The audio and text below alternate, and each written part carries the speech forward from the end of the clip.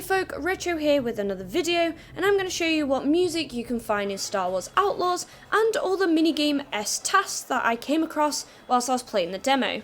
Now as always, I must mention that this is early access provided by Ubisoft. I had 4 hours to play the game, and this means that anything could be added before launch. Now for starters, I only seem to come across this jukebox, so I'm going to shut up for a little sec and let you listen.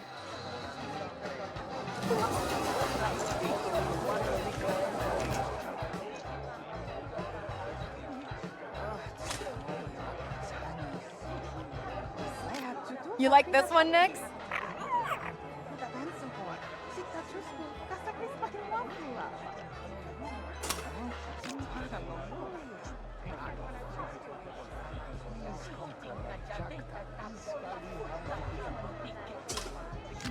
This is a good one, Nix.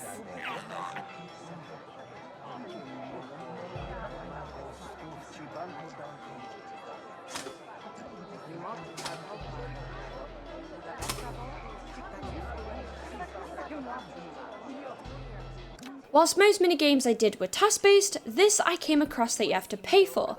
I believe that it is sabak, or sabak, depending on how you pronounce it, but yeah, unfortunately I didn't have enough, so I don't have anything to show.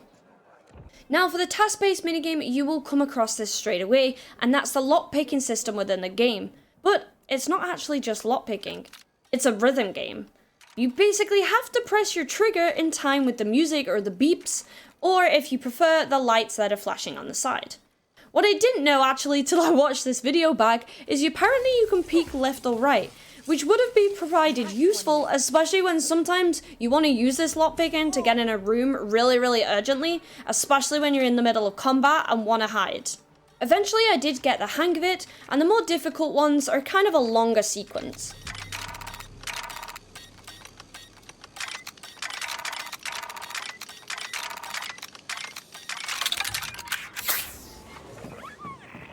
For the next minigame, this is called Slicing, which I guess is a game of trial and error, kinda like Wordle, but with loads of shapes instead. You've got to put all the icons on the left hand side in the right order on the right, which by the way you can change to numbers if you prefer over shapes and icons. Usually you'll come across this game when you need to gain access to something, whether that be a computer, opening a door, or some secret information.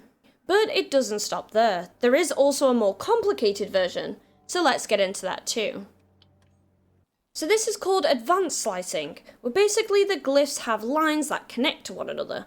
Not gonna lie, it really confused me, I didn't understand it, and I just decided to play trial and error anyway. But you can pause, read this if you want, and give it a go, and maybe you can understand it better than I do.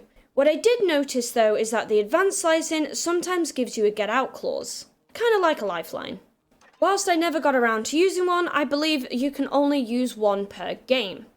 This will either be the syntax sorting, which automatically places found glyphs that are in the wrong position.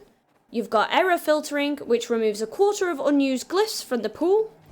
You've got memory expansion, which gives you an extra attempt, up to a maximum of 6 attempts. Or you've got energy usage, where your energy is reset between each slicing attempt. And like I say, I didn't get to use these, I'm not sure the effect they have, but I'm pretty sure it'll add a little bit to the gameplay. I actually really enjoyed this minigame, I prefer this over the lockpicking, so I'm actually curious what else it'll unlock in-game. Now this was the only stuff that I came across during my demo, but who knows, there might be much more from launch. But until then, don't forget to like and subscribe, let me know what else you'd like to see in the comments below, and until next time.